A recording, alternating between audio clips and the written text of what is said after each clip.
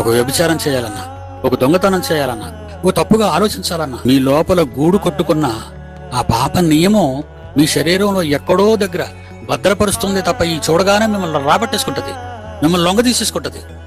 నువ్వెక్కడ లొంగుతావో దానికి తెలుసు, నువ్వెక్కడ లొంగిపోతావో తెలుసుండి అదే పాపాన్ని నీ చేత పర్టికులర్ గా చేయిస్తుంటది. అక్కడ నువ్వు దొరికిపోతావు. అక్కడి నుంచి మళ్ళీ నీకు ఎలాంటి అడ్జస్ట్మెంట్ లైఫ్ ఒకటి అరేంజ్ చేస్తుంది నీకు. పర్వాలేదు, నో ప్రాబ్లం. ఇలాంటివన్నీ మన మెదడులో కలిగించి ఏం పర్వాలేదు అనుకుని నీ చేత చేయకూడని పనులన్నీ చేయిస్తుంటది. ఇది నీతో సహజీవనం ఏర్పాటు చేసుకుంది కనుక పాపం అనేది నీతో సహజీవనం ఏర్పాటు చేసుకుంది కనుక అది నీలో ఉండి దేవునికి భిన్నంగా నీ శరీరాన్ని నడిపిస్తూనే ఉంటుంది. పాపానికి ఫలితం మరణం, ఇది తెలుసా? నీతికి ఫలితం నిత్య జీవం.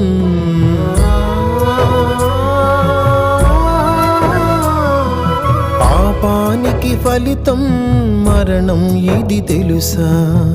నీతికి ఫలితం నిత్య జీవం.